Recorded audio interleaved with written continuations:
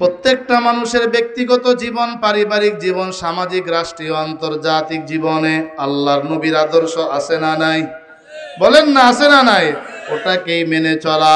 নবীজি ডান হাতে খানা খাইতেন, ডান হাতে চা পান করতেন, ডান হাতে পানি পান করতেন। আল্লাহু আকবার। ঘরে ঢোকার সময় বিবিকে সালাম দিতেন, ঘর থেকে বের হওয়ার সময় সুন্নত আদায় করতেন, মসজিদে ঢোকার সময় 5টা সুন্নত নিয়ে ঢুকতেন, মসজিদ থেকে বের হওয়ার সময় আবার সুন্নতগুলো আদায় করতেন। আল্লাহর রাসূল যেই কাজ করেছেন, ঘুমানোর সময় দোয়া পড়েছেন, উম্মতকে শিক্ষা দিয়েছেন, ওই আমলগুলো আপনার আমার করতে হবে। এটাই হলো নেক আমল। নেক আমল যেটা নবীজির সুন্নতের প্যাকেট দ্বারায় সাজানো, ওটাই হলো নেক আমল। ওই আমল আল্লাহর দরবারে কবুল হবে। আর যে আমলে নবীজির সুন্নত নাই, ওটা হলো বদ আমল। ওই আমল করলেও কোনো সওয়াব পাওয়া যাবে না। জোরে কোন ঠিক কিনা? আল্লাহু আকবার। তিরমিজি শরীফের হাদিস, আল্লাহ তাআলা ডানকে পছন্দ করেন, এজন্য আমরা ডান হাতে চা পান করব। অনেক কোটিপতি বড় লোক দেখা যায় সমাজের মাতবর সাদবার বাম হাতে চা পান করে, আছে না নাই? বাম হাতে চা পান করে। আল্লাহর নবী বলেন, ইন্নাল্লাহা ইউহিব্বুত তায়ামুন। আল্লাহ তাআলা প্রত্যেকটা কাজের ডানকে পছন্দ করেন। প্রত্যেকটা ভালো কাজের ডানকে প্রাধান্য দেওয়া। কাউকে টাকা দিবেন ডান হাতে, কাউকে খাবার দিবেন ডান হাতে, যে কোনো নিম্নমানের কাজে বামকে প্রাধান্য দিবেন। বাথরুমে প্রবেশ করতে বাম পা দিয়ে ঢোকেন, বের হতে ডান পা দিয়ে বের হন। মসজিদে প্রবেশ করবেন ডান পা দিয়ে প্রবেশ করেন, মসজিদ থেকে বের হবেন বাম পা দিয়ে বের হন। আল্লাহু আকবার, আল্লাহু আকবার। প্রত্যেকটা সুন্নত অনেকটা দামি। মুমিন হাসি আসলে যে হাসি দিল সে পড়বে আলহামদুলিল্লাহ, যে শুনবে সে পড়বে ইয়ারহামুকাল্লাহ। গবেষকরা এখন গবেষণা করেছে, মুসলমান হাসি দিয়ে আলহামদুলিল্লাহ পড়ে কেন? ওই অমুসলমান ডাক্তার গবেষণা করে বের করেছে, প্রত্যেকটা হাসির সাথে মানুষের দেহ থেকে কমপক্ষে 3000 রোগ জীবাণু বের হয়ে যায়। সুবহানাল্লাহ। 1500 বছর আগে আমার নবী শিক্ষা দিলেন, আর 1500 বছর পরে এখন তোমরা গবেষণা করে বের করো।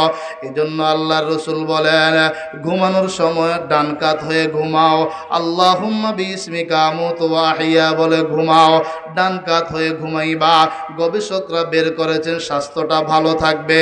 আল্লাহুম্মা বিসমিকা আমুতু ওয়া আহইয়া বলে ঘুমাও। আল্লাহ তাআলা ঘুমের হালতে সমস্ত বিষাক্ত কীট পতঙ্গ থেকে হেফাজত করবেন। মানুষ, শয়তান, জিন্নাত, শয়তান থেকে তোমাকে হেফাজত করবেন। জোরে জোরে বলেন সুবহানাল্লাহ। এ প্রসঙ্গে ছোট্ট একটি ঘটনা, চমৎকার ঘটনা। ওমরে ফারুক রাদিয়াল্লাহু তাআলা আনহুর জামানায়, বর্তমান যাকে আমরা ইতালি হিসাবে চিনি, তৎকালীন জামানায় বলা হতো রোম। এই রোম সম্রাট যুবকদের একটা সম্মিলন ডেকেছে, আর যুবকদেরকে বলেছে, এ যুবকের দল, মুসলমানদের লিডার ওমর ইবনুল খাত্তাবের কল্লা যদি কেউ কেটে আমার কাছে জমা দিতে পারো, 100 লাল উট তাকে পুরস্কার দেওয়া হবে। বিশাল, এক মুহূর্তে কোটি টাকার মালিক হয়ে যাবে। একটা কাজ করবে, কোটি কোটি টাকার মালিক হয়ে যাবে। রোম সম্রাট উপহার হিসাবে পেশ করবে 100 লাল উট। শুধুমাত্র একটা কাজ করবে, মুসলমানদের নেতা ওমর ইবনুল খাত্তাবকে যে কোনো কৌশলে, চুরি করে হোক, দুষ্টামি করে হোক, যেভাবে হোক, সরাসরি হোক, ডাইরেক্ট হোক, ইনডাইরেক্ট হোক, তার কল্লাটা কেটে যদি জমা দিতে পারে 100 লাল উট। জোরে কর নাউজুবিল্লাহ, আরো জোরে নাউজুবিল্লাহ। আল্লাহু আকবার, আল্লাহু আকবার। বাঁচানোর মালিককে একটু জোরে কোন, বাঁচানোর মালিককে। আল্লাহ যদি কাউকে বাঁচাইতে চান, গোটা দুনিয়ার মানুষ মিলেও তাকে রক্ষা করতে পারবে না। জোরে কোন ঠিক কিনা? আল্লাহ যদি কাউকে মারতে চান, গোটা দুনিয়ার মানুষ মিলে তাকে রক্ষা করতে পারবে না। আল্লাহ যদি কাউকে বাঁচাইতে চান, দুনিয়ার মানুষ মিলে তাকে মারতে পারবে না। ওই যুবক তরবারি নিয়ে মদিনার উদ্দেশ্যে রওনা হয়ে গেল। মদিনায় এসে জিজ্ঞেস করে, ও ভাই, আপনাদের নেতা ওমর ইবনুল খাত্তাবের সাক্ষাতে এসেছি। মদিনার মানুষ জানায় দেয় হয়তো কোনো জরুরি কাজে এসেছে অথবা কোনো মাসআলার জন্য এসেছে। যাও যাও, যদি কোনো প্রয়োজন থাকে। এই মুহূর্তে হযরত ওমর মদিনায় নাই, তিনি মদিনার পাশে একটা জায়গা, মদিনার পাশে একটা বাগান, ওই বাগান পরিদর্শনের কাজে আছেন। উহুদ পাহাড় সংলগ্ন একটি বাগান। হযরত ওমর রাদিয়াল্লাহু তাআলা আনহু মাঝে মাঝে ওই বাগানটা পরিদর্শন করেন। কেন হযরত ওমর যান? এই বাগান হলো সেই বাগান উহুদের যুদ্ধের সময় যে সমস্ত সাহাবীরা শাহাদাত বরণ করেছেন, ইয়েতিম বাচ্চা কাচ্চাদেরকে রেখে গিয়েছেন, বিধবা নারীদেরকে রেখে গিয়েছেন। আল্লাহর হাবিব জীবদ্দশায় এই বাগানটা তাদের জন্য ওয়াকফা করে দিয়েছেন। এখান থেকে যত উপার্জন, যত লাভ হবে, এগুলো তাদের জন্য ব্যয় করা হবে। আল্লাহর হাবিব জনাবে মুহাম্মদুর রাসূলুল্লাহ মাঝে মাঝে বাগান পরিদর্শন করতেন। আল্লাহর নবীর ইন্তেকালের পর আবু বকর মাঝে মাঝে বাগান পরিদর্শন করতেন। আবু বকরের ইন্তেকালের পর হযরত ওমর যখন আমিরুল মুসলিমিন, খলিফাতুল মুসলিমিন হলেন, হযরত ওমর মাঝে মাঝে বাগানটা পরিদর্শনে যান। আজও হযরত ওমর এই বাগান পরিদর্শনের কাজে ব্যস্ত। যুবক তরবারি নিয়ে বাগানের দিকে রওনা, গিয়ে দেখে হযরত ওমর একা। হযরত ওমরের কোনো পিএস নাই, কোনো পুলিশ নাই, কোনো র্যাব নাই, কোনো বিজিবি নাই, কোনো সেনা নাই, কেউ নাই। ওমর একা একা। কারণ হযরত ওমর আল্লাহ ছাড়া পৃথিবীর কাউকে ভয় করেন না, ঠিক কিনা? আল্লাহু আকবার, আল্লাহু আকবার। যুবক এই দৃশ্য দেখে মনে মনে খুশি, তরবারিটা আস্তে বের করে গেইটের বাহিরে দাঁড়িয়ে আছে। দেখতেছি হযরত ওমরের কাজ শেষ, এখনই তিনি বের হবেন। যেই মাত্র গেইটের বাহিরে আসবেন, সজোরে আঘাত করে তার কল্লাটা আলাদা করে ফেলবো। আল্লাহু আকবার, আল্লাহু আকবার। আওয়াজ করে পড়ুন, বাঁচানোর মালিক কে? আরো জোরে বলেন কে? হযরত ওমর বাগানের গেইটের কাছাকাছি এসে ভাবলেন, দীর্ঘক্ষণ যাবৎ বাগানের ভিতরে কাজ করলাম, এখন একটু সময় একটু বিশ্রাম নেই, একটু সময় একটু বিশ্রাম নিয়ে নেই। একটা গাছের নিচে আল্লাহুম্মা বিইসমিকা আমুতু ওয়া আহইয়া পড়ে ডান কাঁধ হয়ে ঘুমায়া পড়ছেন। যুবক দীর্ঘক্ষণ বাহিরে অপেক্ষমান, কি ব্যাপার ওমর বের হয় না কেন? বেশ কিছুক্ষণ পরে বাগানের ভিতরে উকি বেড়ে নজর করে তাকায় দেখে হযরত ওমর ঘুমিয়ে আছে। আপনাদের কাছ থেকে জানতে চাই, যুবক এখন খুশি না বেজার? তার সঙ্গে কোনো যুদ্ধ করা লাগবে না, করবারি দিয়ে গর্দানে একটা আঘাত করব, কল্লাটা রোম সম্রাটের কাছে জমা দিব, 100 লাল ওট পুরস্কার দেওয়া হবে। যেই মাত্র তার মনের আশা নিয়ে বাগানের গেটের ভিতরে একটি কদম রাখলো, নজর করে তাকায় দেখে বাগানের অপর প্রান্ত থেকে একটা বাঘ দৌড়ায় দৌড়ায় আসতেছে, জোরে জোরে কোন সুবহানাল্লাহ। এই দৃশ্য দেখার পরে যুবক চিন্তায় পড়ে গেল, বাগানে বাঘ আসার কথা নয়, বনের বাঘ বাগানে কেন? গবেষণার সময় নাই। চাচা আপনার জান বাঁচা, ওমরকেও খাবে, আমাকেও খাবে, আমি বেঁচে যাই, ওমরকে খেয়ে ফেলুক। গাছের উপরে তরবারি নিয়ে উঠে গেল। যুবক তরবারি নিয়ে গাছের উপরে উঠে গেল। আর কিছুক্ষণ পরে নজর করে তাকায় দেখে ওই বাঘ এসেছে, ওমরের চতুর্দিকে ঘুরে ঘুরে ওমরকে পাহারা দিচ্ছে। সুবহানাল্লাহ। হযরত ওমরের দুই পায়ের মাঝে বাঘ তার জিহ্বা দ্বারাই চেটে দিচ্ছে, কেমন যেন বুঝাইতেছে, ওমর ঘুমাও, দুশ্মনের মোকাবেলায় আমি যথেষ্ট, মালিক আমাকে পাঠাইছেন, ভয়ের কোনো কারণ নাই। আল্লাহু আকবার, আল্লাহু আকবার। এই দৃশ্য দেখার পরে যুবকের ঘুম ভেঙে গেল, অন্তর্চক্ষু খুলে গেল। কাকে আমি মারার জন্য আসলাম, কার কল্লা কাটার জন্য আসলাম? যেই মানুষটাকে বনের বাঘ চিনতে পেরেছে, আমি অধম তাকে চিনতে পারি নাই। যেই মানুষটাকে বনের বাঘ পাহারা দেয়, ওটা নিশ্চয় নিঃসন্দেহে সে কোনো বাতিল লোক নয়, নিঃসন্দেহে তার ধর্ম সঠিক, লোকটাও সঠিক, তার ধর্মটাও সঠিক। আল্লাহু আকবার, আল্লাহু আকবার। এই কথা ভাবতে ভাবতে তার অন্তরে কম্পন শুরু হয়ে গেল। কাঁপতে কাঁপতে হাত থেকে তরবারিটা জমিনে পড়ে গেল। হযরত ওমরের ঘুম ভেঙে গেল। যুবক মুহূর্তের মাঝে গাছের উপর থেকে নেমে হযরত ওমরের 2 কদমে হাত রেখে বলে, আমিরুল মুমিনিন, আপনি আমাকে ক্ষমা করে দেন, আমি আপনাকে চিনতে পারি নাই। হযরত ওমর বললেন, কি অপরাধ তুমি করেছ?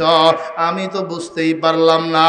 যুবক বলে, অপরাধের কথা পরে বলবো, আগে আপনাদের মধুর কালিমাটা পড়ায় আমাকে মুসলমান বানায় দেন। আল্লাহু আকবার, আর জোরে আল্লাহু আকবার। যুবক ডাক দিয়ে বলতেছে, রোম সম্রাট আমাকে পাঠাইছে, আপনার কল্লা কেটে জমা দিতে পারলে 100 লাল নোট পুরস্কার দিবে। হযরত ওমর বলেন, আমি তো ঘুমের ঘরে ছিলাম, পারলা না কেন, কাটলা না কেন? যুবক ডাক দিয়ে বলে, আপনি ঘুমাইলে কি হবে? আপনি ঘুমান, বনের বাঘ এসে আপনাকে পাহারা দেয়। আপনি যখন ঘুম থেকে উঠলেন, আপনি যখন জাগ্রত হলেন, ওই বাঘ চলে গিয়েছে। আল্লাহু আকবার। আমরা হলে কেমন মন্তব্য করতাম, আমি বড় ঈমানওয়ালা, আমি বড় আল্লাহর ওলি হয়ে গিয়েছি। হযরত ওমর চোখের পানি ছেড়ে দিয়ে ডাক দিয়ে বলতেছেন, মালিক, আমি ওমর এখনো কি তোমার প্রকৃত গোলাম হতে পারলাম না? দুনিয়ার বাঘ ভাল্লুক দ্বারা আমাকে পাহারা দিচ্ছ, আমি কখন তোমার প্রকৃত গোলাম হব? তুমি মাওলা দুনিয়ার কোনো মাখলুক ছাড়া একাই কুদরতি ভাবে আমি ওমরকে পাহারা দিবে। জোরে জোরে কোন সুবহানাল্লাহ। দুনিয়ায় সদা কতমে তেরা নাম রাখেগা, सिद्दीक तेरा नाम से इस्लाम रहेगा, दुनिया अदालत में तेरा नाम रहेगा, फारूक तेरा नाम से इस्लाम रहेगा, दुनिया सखाफत में तेरा नाम रहेगा, उस्मान तेरा नाम से इस्लाम रहेगा, दुनिया शुजाअत में तेरा नाम रहेगा, हैदर तेरा नाम से इस्लाम रहेगा। जोरे जोरे कौन अल्लाह अकबर, और जोरे लिल्लाहि तकबीर। আল্লাহ পাক রব্বুল আলামিন বলেন, ঈমান তোমার ভিতরে আছে কিনা বুঝবা কেমন করে? নেক আমলে হলো তোমার ঈমানের প্রমাণ। নেক আমল না বদ আমল বুঝবা কেমন করে? যে আমল আমার নবীর সুন্নতের প্যাকেট দ্বারা সাজানো, ওইটা হলো নেক আমল। এই 2 গুণ যখন তোমার ভিতরে চলে আসবে, তখন তুমি একজন ঈমানওয়ালা, তখন ঈমানওয়ালা। তবে এতটুকুই তোমার জাহান্নাম থেকে মুক্তির জন্য যথেষ্ট নয়, কারণ তুমি শ্রেষ্ঠ নবীর উম্মত, তুমি শেষ নবীর উম্মত। এতটুকুই তোমার জাহান্নাম থেকে মুক্তির জন্য যথেষ্ট নয়, মুক্তির জন্য আরো 2টা গুণ লাগবে। ওয়াতাওয়াসাউ বিল হাক্কি ওয়াতাওয়াসাউ বিস সবর। মুনিব গোলামকে নিয়ে সফর করতেছে, হঠাৎ করে ডাক দিয়ে বলতেছে, মুনিব, আমাকে একটু সুযোগ দেন, আমি মাওলার কদমে একটু সেজদা দিব, নামাজ পড়ব। তো ঠিক আছে, কতক্ষণ লাগবে? অল্প কয়েক মিনিট। গোলাম গেল, গিয়ে নামাজ পড়তেছে। নামাজ পড়তেছে, নামাজ তো তার শেষ হয় না। মসজিদের বাহির থেকে মনিব ডাক দিয়ে বলতেছে, কিরে গোলাম, বের হও না কেন? এত দেরি কেন? বলতেছে, কিসে তোমাকে আটকে রেখেছে? গোলাম জবাব দিচ্ছে, যেই মালিক আপনাকে ঢুকতে দেয় না, সেই মালিক আমাকে বের হতে দেয় না। সুবহানাল্লাহ। জোরে বললে কি গুনাহ হবে? আরো জোরে কোন সুবহানাল্লাহ। রহমতি বরকতি জায়গায় যাদের কপাল ভালো তারাই আসতে পারে। কত বড় উঁচু মাহফের আলেম, সারা বাংলাদেশের অন্যতম একজন ওলি। এখানে তো কোনো আশপাশে মানুষ থাকার কথা ছিল না, প্যান্ডেলে জায়গা হওয়ার কথা ছিল না। কিন্তু দেখা গেল হযরত আসছেন, বয়ান করতেছেন, যাদের ভাগ্য ভালো তারা ঢুকতে পেরেছে। কথা ঠিক না বেঠিক? হাদিস শরীফের মাঝে আল্লাহর রাসূল বলেন, কারা জান্নাতে যাবে কারা জাহান্নামে যাবে আল্লাহর পক্ষ থেকে নির্ধারিত হয়ে গিয়েছে। সাহাবায়ে কেরাম বললেন, তাইলে আমলের দরকার কি? আল্লাহর রাসূল বলেন, ই'মালু কুল্লুন মুয়াসসারুন লিমা খুলিকা লাহু। আমল করতে থাকো, আমল করতে থাকো, আমল করতে থাকো। যাকে আল্লাহ যার জন্য সৃষ্টি করেছেন, যাকে আল্লাহ জান্নাতের জন্য সৃষ্টি করেছেন, জান্নাতের আমলগুলো আল্লাহ তাআলা তার জন্য সহজ করে দিবেন। যাকে আল্লাহ জাহান্নামের জন্য সৃষ্টি করেছেন, জাহান্নামের কাজগুলো তার জন্য সহজ করে দিবেন। ঠিক কিনা? जैसा करना वैसा भरना, ना माने तू करके देख, जन्नत भी जहन्नम भी है, ना माने तू मर के देख। বান্দা কর্ম যেমন হবে ফলাফলও তেমন হবে। জান্নাতও আছে জাহান্নামও আছে। বিশ্বাস যদি না হয় মইরা দেখো, জোরে কোন ঠিক কিনা? কোরআনে কারীমের ছোট্ট একটি সূরা, সূরাতুল আসর, এত গুরুত্বপূর্ণ সূরা। আত-তাফসীরুল ওয়াসিত নামক একটা কিতাব আছে, ওই কিতাবের মাঝে ইমাম শাফিঈ রাহমাতুল্লাহ আলাইহির কথা নকল করা হয়।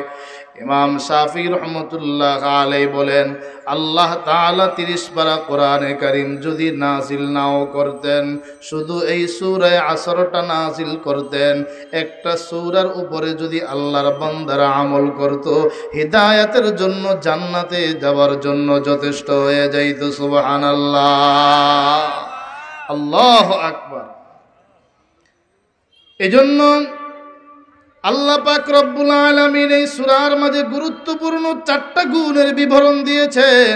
আল্লাহ তাআলা দুনিয়ার মানুষগুলোকে জানায় দেন, ও আমার বান্দা বান্দিরা, জান্নাতে যেতে চাও 4টা আমল করো, 4টা গুণ তোমার ভিতরে রাখো। এই 4টা গুণ যদি তুমি তোমার অর্জন করতে পারো, তুমি যদি অর্জন করতে পারো, বিনা হিসাবে আল্লাহর জান্নাতে তুমি ঢুকতে পারবে। আল্লাহ বলেন, ওয়াল আসরি ইন্নাল ইনসানা লাফি খুসর, সময়ের কসম, নিশ্চয়ই সমস্ত মানুষগুলো ক্ষতির মাঝে। যত মানুষ দুনিয়ায় আছে সবাই ক্ষতির মাঝে। ব্যবসায়ী ক্ষতিগ্রস্ত, কৃষক ক্ষতিগ্রস্ততার মাঝে আছে, ডাক্তার ইঞ্জিনিয়ার ক্ষতির মাঝে আছে, দোকানদার ভাইয়েরা ক্ষতির মাঝে আছে, বাড়িওয়ালারা ক্ষতির মাঝে, ভাড়াটিয়ারা ক্ষতির মাঝে। একমাত্র যাদের মাঝে 4টা গুণ থাকবে তারাই দামি, তারাই আল্লাহর পেয়ারা, তারাই সফল কাম, তারাই জান্নাতি। জোরে জোরে কোন সুবহানাল্লাহ। এই 4টা গুণ কি? সংক্ষেপে আল্লাহ পাক রব্বুল আলামিন বলেন, ইল্লাল্লাযীনা আমানু ওয়া আমিলুস সালিহাতি ওয়া তাওয়াসাউ বিল হাক্কি ওয়া তাওয়াসাউ বিস সবর। 1 নাম্বার হলো ঈমান, যারা ঈমান এনেছে। 2 নাম্বার যারা নেক আমল করেছে। 3 নাম্বার একে অপরকে হকের উপদেশ দিয়েছে। 4 নাম্বার একে অপরকে সবরের উপদেশ দিয়েছে। আল্লাহ বলেন, এই 4টা গুণ তোমার মাঝে থাকতে হবে, তাইলে তুমি জান্নাতি হতে পারবে। শুরুতেই আল্লাহ পাক রব্বুল আলামিন কসম করেছেন। আপনাদের কি কষ্ট হইতেছে? হ্যাঁ, একটু আওয়াজ দিয়ে পড়ুন তো, আল্লাহু আকবার। আর জোরে আল্লাহু আকবার। আশপাশে দেখেন, যেখানে মেলা হয় শয়তানের আড্ডাখানা। কথা ঠিক না? এই কাফেররা বলে, মুহাম্মদ কোরআন শোনো, কোরআন পড়ে তোমরা এগুলো শুনিও না, ওখানে গিয়ে হট্টগোল তৈরি করো। আর এই মেলার কারণে এলাকার যেই মানুষগুলো অফসর, তারাও মাহফিলে না এসে ওখানে গিয়ে আড্ডা দেয়। কথা ঠিক না বেঠিক? আল্লাহু আকবার, আল্লাহু আকবার। এই জন্য জোরে একটা তাকবীর দিবেন, যাতে করে শয়তান অন্তর এলাকা থেকে দূরে সরে যায়। পারবেন তো ইনশাআল্লাহ? দেখি পারেন কিনা। নারায়ে তাকবীর, মাশাআল্লাহ। তো পিছনের ভাইরা যদি আর একটু সামনে আসেন তা আওয়াজ আরো জোরে হবে। নারায়ে তাকবীর, নারায়ে তাকবীর, কোরআন সুন্নাহর আলো, ওয়াজ মাহফিল যেখানে, আলেম উলামা যেখানে, নারায়ে তাকবীর। আল্লাহ কবুল করুন, সকলে বলি আমিন। অন্তত এশারের নামাজের আগে নিম্নচাপ হবে না আশা করি। হ্যাঁ, এই চাপেই তো সমস্যা। সাগরে নিম্নচাপ, নদীতে চাপ, মাঝে মাঝে ফ্যান্ডেলের ভিতরেও চাপ শুরু হয়। আর এখন যুবক যারা মোবাইল দেখতে দেখতে পুরাটাই নষ্ট, কথা ঠিক না বেঠিক? আর মুরব্বীদের হলো ডায়াবেটিস। মুরব্বীদের কি ডায়াবেটিস, কিছুক্ষণ বসে থাকলে ডায়াবেটিস। আল্লাহ সবাইকে সুস্থ করে দেন, আরো জোরে আল্লাহ কবুল করেন। আল্লাহ তাআলা শুরুতে কসম করেছেন ওয়াল আসর। অনেক কষ্ট ঢাকা থেকে আসতে। হুজুর আসছেন চট্টগ্রাম থেকে, আমি আসছি ঢাকা থেকে। সফরও কষ্ট, আর যখন নিয়মিত সফর থাকে তখন আরো কষ্ট। শরীর চায় না কথা বলতে। আপনাদের হুজুর চেয়েছেন এশারার পরে আলোচনা করি, কিন্তু আরেকটা প্রোগ্রাম আছে নোয়াখালীতে। এজন্যই কিছু সময় আপনাদের এশারার আগেই দেওয়ার চেষ্টা করছি। আল্লাহ ধৈর্যের সাথে কথাগুলো শোনার তৌফিক দান করুক। জোরে কোন আমিন, আরো জোরে আমিন। এই আসরের কসম করলেন। আসর মানি বলতেছে, আসর মানি হলো সময়। তাফসীরে মাজহারিতে আরেকটা ব্যাখ্যা লেখেন, আখিরু সাআতিম মিন নাহার, দিনের শেষাংশ। দিনের শেষাংশ। 3 নম্বর একটা ব্যাখ্যা আছে, আসরুন নবী সাল্লাল্লাহু আলাইহি ওয়াসাল্লাম, আল্লাহর নবীর বরকতি জামানা। 4 নম্বর আরেকটা ব্যাখ্যা তাফসীরে রুহুল মাআনিতে লেখেন, আসর থেকে উদ্দেশ্য হলো সালাতুল আসর, আসরের নামাজ। তার মানে আল্লাহ বলেন ওয়াল আসরি ইন্নাল ইনসানা লাফি খুসর। আল্লাহ বলেন আসরের নামাজের কসম, নিশ্চয়ই সমস্ত মানুষগুলো ক্ষতির মাঝে, ধ্বংসের মাঝে। কেন আল্লাহ আসরের নামাজের কসম করলেন? বলে সব নামাজের গুরুত্ব আছে বটে, স্পেশাল আসরের নামাজের কথা বললেন। মানুষ সাধারণত হাট বাজারের দোহাই দিয়ে অবহেলা বশত অনেক সময় ঘুমের অজুহাতে এই নামাজটা ইচ্ছাকৃত ছেড়ে দেয়। এই জন্য আল্লাহর রাসূলের হাদিস বুখারী শরীফে বর্ণনা করা হয়, মান ফাতাতুহু সালাতুল আসরি ফাকান্নামা বুতিরা আহলুহু ওয়া মালুহু। আল্লাহর নবী বলেন, যার আসরের নামাজ ছুটে যায় তার এতটা ক্ষতি হয়ে যায়, যেই মানুষটা অনেক সম্পদওয়ালা, অনেক সন্তানওয়ালা, হঠাৎ যদি সব সম্পদগুলো ধ্বংস হয়ে যায়, হঠাৎ যদি সব সন্তানগুলো মারা যায়, এই লোকটা যেমন ক্ষতির মাঝে পড়ে যায়, বান্দা আসরের নামাজ ছেড়ে দেওয়ার কারণে তার চেয়েও বেশি ক্ষতির মাঝে পড়ে যায়। সরে কোন ঠিক কিনা? তাফসীরে রুহুল মাআনিতে ছোট্ট একটি ঘটনা নকল করেছেন। এক মহিলা মদিনার অলিতে গলিতে দৌড়ায় আর চিৎকার করে কাঁদে। সাহাবায়ে কেরামদেরকে ডেকে বলে, দাল্লুনি আলা রাসূলিল্লাহ, আল্লাহর নবী কোথায়? নবীজির সন্ধানটা আমাকে একটু দাও, নবীজির সঙ্গে আমার জরুরি আলাপ। সাহাবায়ে কেরাম দেখা দেন, ওই জায়গায় যাও, নবীর সাক্ষাৎ পেয়ে যাইবা। মহিলা নবীজির সাক্ষাৎ পাওয়ার পরে ডাক দিয়ে বলতেছেন, ইয়া রাসূলুল্লাহ, আমি একজন বড় আসামি, আমি একজন বড় পাপী, আমার জন্য কি তাওবার কোনো দরজা খোলা আছে কিনা জানতে চাই। আমার নবী জিজ্ঞেস করলেন, ও মা, কি এত বড় অপরাধ তুমি করলা? মহিলা ডাক দিয়ে বলতেছে, ইয়া রাসূলুল্লাহ, ইয়া হাবিবাল্লাহ, গাবা যাওজি ইন্নী ক্বাদ জানাইতু, আমার স্বামী অনুপস্থিত ছিল। একদিন স্বামীর অনুপস্থিতিতে আমি ব্যভিচারে লিপ্ত হয়েছি, পেটে একটা যারও সন্তান এসেছে, ওই সন্তানটা প্রসব করার পর এটাকে শরাবের মটকার ভিতরে ঢুকায়া, সিরকার মটকার ভিতরে ঢুকায়া তাকে মেরে ফেলেছি। আবার এই নাপাক সিরকা মানুষের কাছে বিক্রি করে দিয়েছি।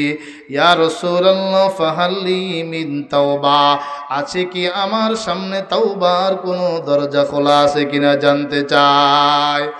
আল্লাহর নবী ডাক দিয়ে বলেন, হে মহিলা, এত বড় 3টা গুনাহ করলা, 3টা কবিরা গুনাহ তুমি করলা। 1 নাম্বার কবিরা গুনাহ তুমি করেছো, জিনা করেছো। জিনা করেছো কবিরা গুনাহ। বিবাহিত নারী পুরুষ যদি জিনা ব্যভিচারে লিপ্ত হয়, আল্লাহর পক্ষ থেকে ফয়সালা, পাথর মারতে মারতে তাদেরকে মেরে ফেলো। আর যদি অবিবাহিত নারী পুরুষ যদি জিনা ব্যভিচারে লিপ্ত হয়, 100টা ডোররা তাকে লাগাও, 100 বেত্রাঘাত লাগাও। আল্লাহু আকবার, আল্লাহু আকবার। মুসলমান ইমানদার, আল্লাহর নবী বলেন 2 নাম্বার কবিরা গুনাহ তুমি করলা, সন্তানকে হত্যা করলা, এটা একটা কবিরা গুনাহ। আল্লাহর কোরআন বলে সূরা নিসা, ওয়া মাইয়াকতুল মুমিনা মুতাআম্মিদান ফাজাযাউহু জাহান্নাম। ইচ্ছাকৃতভাবে কোনো মুমিনকে যদি কেউ হত্যা করে, আল্লাহ তাআলা বলেন তার ঠিকানা জাহান্নাম। 3 নাম্বার, মানুষগুলোকে তুমি ধোঁকা দিয়ে নাপাক সিরকা বিক্রি করে দিলা। এত বড় 3টা কবিরা গুনাহ তুমি করলা।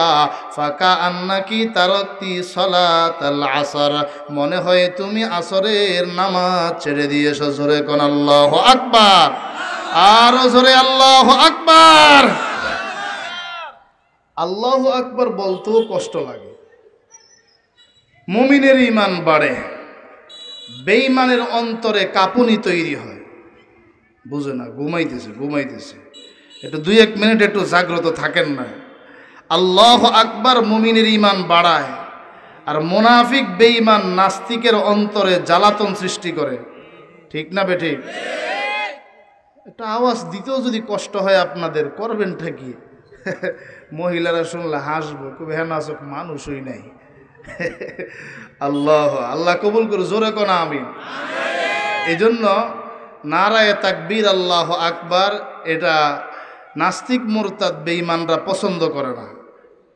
কারণ আমাদের হাতে অস্ত্র নেই, আমাদের হাতে গোলা বারুদ নাই, পিস্তল নাই, কিন্তু নারায়ে তাকবীরে আমাদের অস্ত্র। তখন ঠিক না বেঠি? আরো জোরে ঠিক না বেঠি? তাহলে একটু আওয়াজ দেওয়া যাবে না? দেখি একটু পরীক্ষা হয়ে যাক।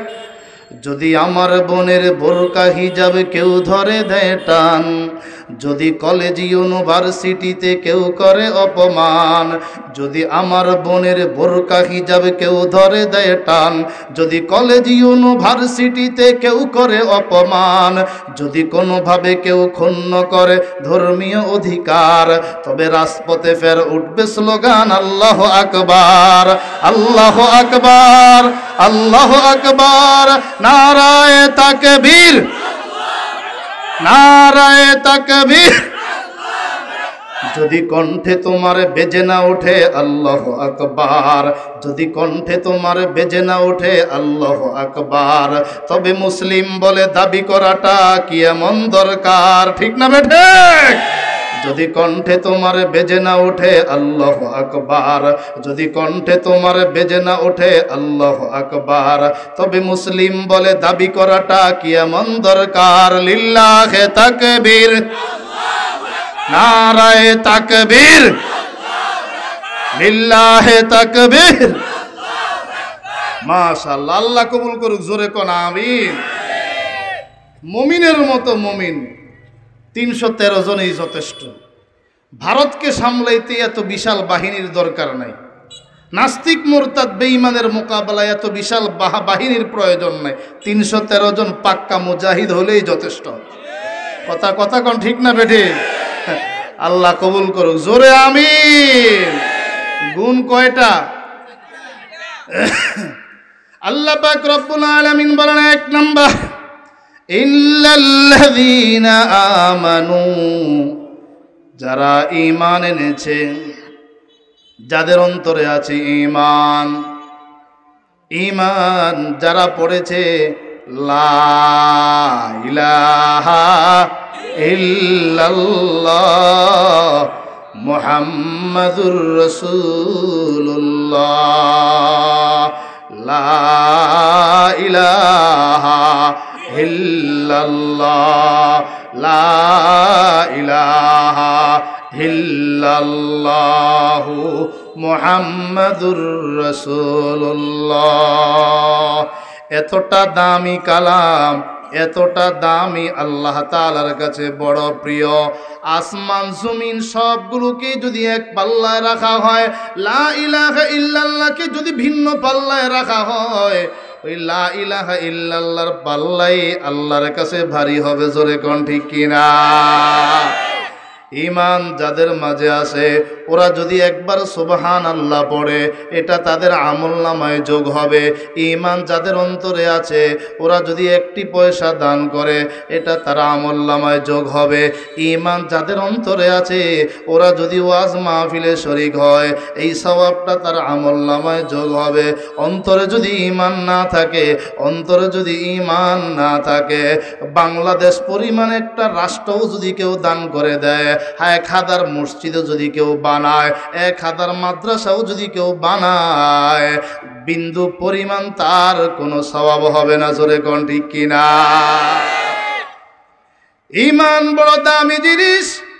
আল্লাহ পাক রব্বুল আলামিন বলেন, মুমিন না হইয়া মইরো না, ওয়ালা তামুতুন্না ইল্লা ওয়া আনতুম মুসলিমুন।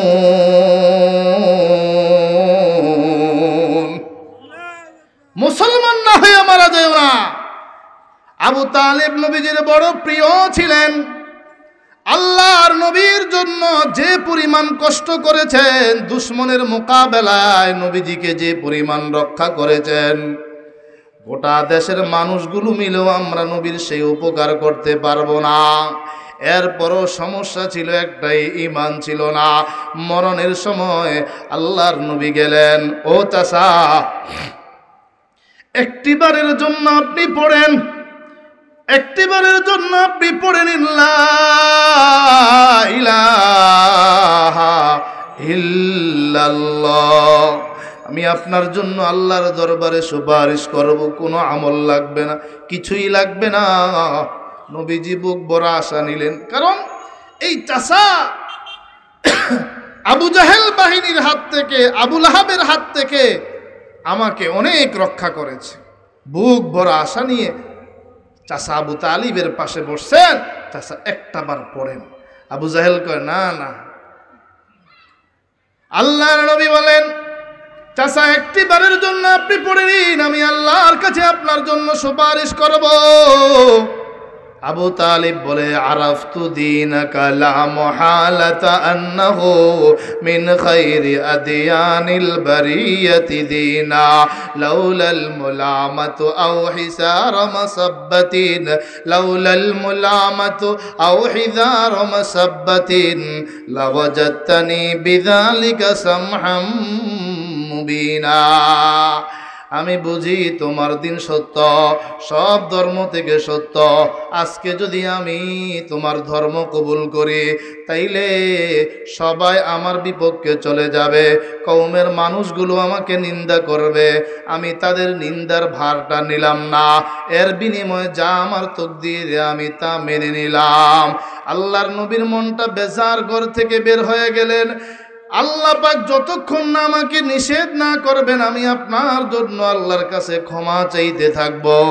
আল্লাহ কোরআনের আয়াত নাজিল করে দিলেন, না না, কোনো মুশরিকের জন্য দোয়ার কোনো সুযোগ নাই, কোনো মুশরিকের জন্য আপনি দোয়া করতে পারবেন না। ঈমান কত বড় দামি জিনিস, সুবহানাল্লাহ। বেলাল হাফসি একজন কালো মানুষ, চেহারার আকৃতি ভালো না, কিন্তু মদিনায় আযান দিতেন, আল্লাহর আরশ পর্যন্ত পৌঁছে যাইতো। আল্লাহু আকবার, আর জোরে আল্লাহু আকবার। জান্নাতে নবীজির আগে বাহনের লাগাম ধরে হযরতে বেলাল আগে আগে থাকবেন জান্নাতে। সুবহানাল্লাহ কোন। ঈমান আনছেন, আল্লাহ বড় দামি বানায় দিছেন। আব্দুল্লাহ ইবনে উম্মে মাকতুম ঈমান এনেছেন, আল্লাহ বড় দামি বানায় দিয়েছেন। নবীজির দরবারে আবু জাহেলের বাহিনী বসা, আল্লাহর নবী বিভিন্নভাবে তাদেরকে বোঝানোর চেষ্টা করতেছেন যেন তারা ইসলামের ছায়াতলে প্রবেশ করে, কিন্তু ওরা বুঝতে রাজি না, ওরা বুঝতে রাজি না। নবীজি বিশেষ পরামর্শ সবাই বসা। এমন সময় আব্দুল্লাহ ইবনে উম্মে মাকতুম অন্ধ একজন সাহাবী আসেন, একটা মাসআলা নবীজিকে জিজ্ঞেস করবেন। আওয়াজ দিলেন, হুজুর আছেন কিনা? আমার নবী বুক ভরা আশা, ওই বেঈমানগুলো যদি মুসলমান হয়ে যাইত অনেক উপকার হতো, সে আশা একটু বিরক্তি ভাব প্রকাশ করলেন।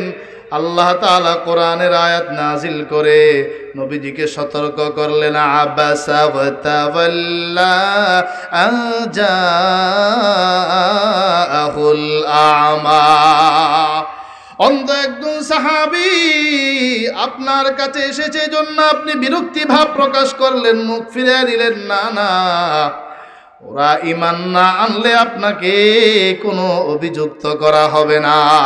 ওই যে অন্ধ সাহাবী, চোখ নাই, কিছুই দেখে না, কিন্তু তার ভিতরে ঈমান, আপনি তার দিকে একটু মনোযোগী হন। সুবহানাল্লাহ, কতটা মুহাব্বত আল্লাহ ঈমানওয়ালাদেরকে করেন। তবে এই ঈমানটা হেফাজত করতে হবে, এই ঈমান হেফাজত করতে হবে। আল্লাহ পাক রব্বুল আলামিন বলেন, আমিনু কামা আমানান নাস। ঈমান আনো, সাহাবায়ে কেরাম যেমন ঈমান এনেছেন, সাহাবীদের ঈমানের মতো ঈমান আনো, সাহাবীদের ঈমানের মতো ঈমান আনো। আমি ঈমানওয়ালা, টুপি মাথায় দিলাম, মুখে দাড়ি রাখলাম, পরনে জামা পরলাম, এটা আমার ঈমানদারির পরিচয় নয়। আমি ঈমানওয়ালা, আমার ঈমান যদি সাহাবীদের ঈমানের সঙ্গে মিল হয়, আমার ঈমান যদি সাহাবীদের ঈমানের সঙ্গে সাদৃশ্য রাখে, ওটাই হবে প্রকৃত ঈমান। ওই ঈমান আল্লাহর দরবারে কবুল হবে, ওই ঈমান আল্লাহর দরবারে কবুল হবে। জোরে কোন ঠিক কিনা? আল্লাহ বলেন, ঈমান আনো। আবু বকর যেমন ঈমান এনেছেন, ঈমান আনো। হযরত ওমর, ওসমান, আলী যেমন ঈমান এনেছেন, ঈমান আনো। সাদ বিন আবি ওয়াক্কাস রাদিয়াল্লাহু তাআলা আনহু যেমন ঈমান এনেছেন, ঈমান আনো। আবু হুরায়রা, তালহা, জুবায়ের, ওরা যেমন ঈমান এনেছে তাদের মতো ঈমান আনো। আল্লাহু আকবার, আল্লাহু আকবার। তাদের ঈমান ছিল এমন, দুনিয়ার সব কিছু যদি তাদেরকে দেওয়া হয়, এক মুহূর্তের জন্য তারা ঈমান ছাড়তে রাজি হন না। এমনই একটি ঘটনা তাফসিরে মাযহারি নামক কিতাব 200 নং পৃষ্ঠা 7 নম্বর খণ্ড 200 নং পৃষ্ঠা উল্লেখ করা হয়। আল্লাহর নবীর একজন সাহাবী হযরতে সাদ বিন আবি ওয়াক্কাস রাদিয়াল্লাহু তাআলা আনহু ইসলাম কবুল করলেন, কিন্তু তিনি ছিলেন মক্কার মাঝে একজন প্রসিদ্ধ ব্যক্তি, মা ভক্ত একজন সন্তান। গোটা মক্কার মানুষগুলো যদি সাদকে একদিকে ডাকত, মা যদি ভিন্ন দিকে ডাকতেন, মাকে প্রাধান্য দিতেন। এতটা মা ভক্ত একজন সাহাবী ছিলেন। প্রত্যেকটা সন্তানের উচিত মাকে মোহাব্বত করা, মাকে খেদমত করা, মার কাছ থেকে দোয়া নেওয়া। এটা দুনিয়ার একটা বিশাল সম্পদ, এর বিকল্প আর কোনো কিছুই হতে পারে না। নানুপুরের পীর সাহেব হুজুরের থেকেও মায়ের দোয়া আপনার জন্য বেশি উপকারী, হাটহাজারী পীর সাহেব হুজুরের থেকেও মায়ের দোয়া আপনার জন্য বেশি উপকারী, উজানি পীর সাহেবের থেকেও মায়ের দোয়া আপনার জন্য বেশি উপকারী। যাদের মা আছে,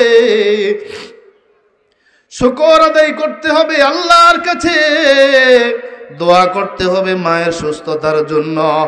আর মার কাছ থেকে বেশি বেশি বেশি বেশি দোয়া নিতে হবে। আল্লাহু আকবার, আল্লাহু আকবার। মার খেদমত করে কেউ কখনো নৈরাশ হয় নাই। মার খেদমত যারাই করেছেন, আল্লাহ দুনিয়াতেও তাদের ইজ্জত বাড়ায় দিয়েছেন, সম্পদে বরকত বাড়ায় দিয়েছেন, পরকালেও আল্লাহ তাআলা সুখ শান্তির ব্যবস্থা করে রেখেছেন। ঠিক কিনা? সাদ বিন আবি ওয়াক্কাস মা ভক্ত একজন সাহাবী।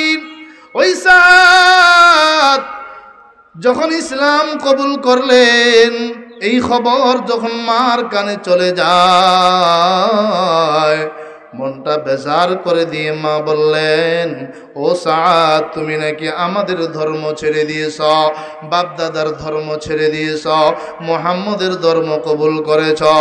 এখনো সময় আছে, ইসলাম ধর্মটা ছাড়ো, মুহাম্মদের ধর্ম ছাড়ো, বাপদাদার ধর্মের দিকে ফিরে আসো। হযরত সাদ বিন আবি ওয়াক্কাস বলেন, না মা, আপনার সব কথা আমি মানতে রাজি, কিন্তু আপনার ইসলাম ধর্ম ছাড়ার কথা আমি মানতে রাজি না। ও মা, আপনি বুঝুন, এই ধর্মটা হলো সঠিক ধর্ম। পৃথিবীর মাঝে শ্রেষ্ঠ ধর্ম হলো ইসলাম। রব বলতে একজনেই, তিনি হচ্ছেন আমার রব। আপনার রব তিনি কে? আওয়াজ দিয়ে বলেন, রবকে। মোহাব্বতে রবকে একটু ডাক দেন, রবকে। আল্লাহু আকবার, আল্লাহু আকবার। মা মনটা বেজার করে দিয়ে বলেন, সাদ, আমার সন্তুষ্টি যদি পেতে চাও, ইসলাম ধর্ম ছেড়ে দাও। বলে, না, কখনোই সম্ভব নয়। এবার সাদের মা কৌশল অবলম্বন করে, ও আমার সন্তান, তুমি যদি ইসলাম ধর্ম না ছাড়ো, খানা পিনা বন্ধ করে দিলাম, এমনিতে আমি মারা যাব, মানুষ তোমার বদনাম করবে। একদিন এক রাত্র চলে যায়, দ্বিতীয় দিনও চলে যায়। সাদ বিন আবি ওয়াক্কাসের মা কোনো কিছু খান না, পান করেন না। তৃতীয় দিনও চলে আসে, হযরত সাদের আম্মা কোনো কিছু খায় না, পান করে না। আল্লাহু আকবার, আল্লাহু আকবার। এবার হযরত সাদ বিন আবি ওয়াক্কাস ডাক দিয়ে বলেন, ও আমার আম্মা জান, আপনি ভেবেছেন আপনি যদি না খেয়ে মৃত্যুবরণ করেন, আপনার মৃত্যুর ভয়ে আমি জীবন দান করেছেন। আল্লাহ তাআলা যদি আপনার মাঝে একটা নয়, দুইটা নয়, 10টা নয়, 20টা নয়, 100টা জীবন দান করে থাকেন, একটা একটা করে সবগুলো যদি আপনি খতম করে দেন, আমি সাদ এক মুহূর্তের জন্য ইসলাম ধর্ম ছাড়তে পারবো না। জোরে জোরে পড়ুন সুবহানাল্লাহ। কেমন ईमान साहबीদের डरते नहीं दुनिया में मुसलमानों के शीशे, डरते नहीं दुनिया में मुसलमानों के शीशे, मिल जाती है जब दौलत ईमान नबी से, डर नहीं कुछ गम नहीं जब रहमत रहमान है, सारा आलम हो मुखालिफ फिर न कुछ नुकसान है। अल्लाह अकबर बोलें। चीन अरब हमारा, हिंदू से ता हमारा, मुस्लिम है हम वतन है, सारा जहां हमारा, तौहीद की अमानत सीनों में है हमारा, आसान नहीं मिटाना नाम निशान हमारा। আল্লাহু আকবার, আল্লাহু আকবার। ঈমান যাদের অন্তরে চলে যায়, ঈমান যাদের অন্তরে ঢুকে যায়, ওরা আল্লাহ ছাড়া পৃথিবীর কোন শক্তিকে ভয় করতে পারে না। জোরে কোন ঠিক কিনা? ঈমানদার ভয় করে একমাত্র কাকে? জোরে বলেন, ভয় করে একমাত্র কাকে? মুসলমান আল্লাহ ছাড়া কাউকে ভয় করে না। এজন্য আল্লাহ পাক রব্বুল আলামিন বলেন, ইল্লাল্লাযীনা আমানু, এক নাম্বার যাদের মাঝে ঈমানের গুণ রাখতেই হবে। এটা না হলে জীবনটা অচল, এটা না হলে কবর জগর অন্ধকার, এটা না থাকলে, ঈমান না থাকলে পরকাল জগতে শাস্তি আর শাস্তি, অশান্তি আর অশান্তি। 2 নাম্বার আল্লাহ পাক রব্বুল আলামিন বলেন, ঈমান তোমার ভিতরে আছে কিনা বুঝবা কেমন করে? ও আমিলুস সলিহাত, নেক আমল বেশি বেশি করো, নেক আমল বেশি বেশি করো, বেশি বেশি নেক আমল। ওয়াজ মাহফিল বেশি বেশি করো, মসজিদ বেশি বেশি কায়েম করো, মাদ্রাসা বেশি বেশি কায়েম করো, মা বাবার খেদমত করো, বিবির হক আদায় করো, ভাই বোনের হক আদায় করো, সুদ থেকে দূরে থাকো, ঘুষ থেকে দূরে থাকো, যৌতুক থেকে দূরে থাকো, চাঁদাবাজি থেকে দূরে থাকো। আল্লাহু আকবার, আল্লাহু আকবার। নেশার আড্ডাখানা থেকে, জুয়ার আড্ডাখানা থেকে দূরে থাকো। থাকো, নেক আমল বেশি বেশি করো। ওয়া আমিলুস সলিহাত, আল্লাহ যা করতে বলেছেন করো, আল্লাহ যা ছাড়তে বলেছেন ছাড়ো। কোনটা নেক আমল কোনটা বদ আমল বুঝবা কেমন করে? আল্লাহ অন্যত্র আয়াতে বলেন, মা আতাকুমুর রাসূলু ফাখুযু ওয়া মা নাহাকুম আনহু ফান্তাহু। নবীজি যা নিয়ে এসেছেন গ্রহণ করার জন্য বলেছেন, মানার জন্য বলেছেন, সেটা গ্রহণ করো। নবীজি যেই কাজ থেকে বিরত থাকতে বলেছেন, যেই কাজ ছেড়ে দেওয়ার জন্য বলেছেন, ওই কাজটা ছেড়ে দাও। মা আতাকুমুর রাসূলু ফাখুযু ওয়া মা নাহাকুম আনহু ফান্তাহু। এইজন্য আমার নবীর আদর্শ, আমার নবী যে কাজ করেছেন, নবীজি যে কাজ করেছেন ওটা হলো নেক আমল, ওটা করতে হবে। যে কাজ নবীজি করার জন্য বলেছেন সেটা করা, এটা হলো নেক আমল। যেটা নবীজি ছাড়ার জন্য বলেছেন সেটা ছেড়ে দেওয়া, এটাই নেক আমল। ঠিক না বে ঠিক?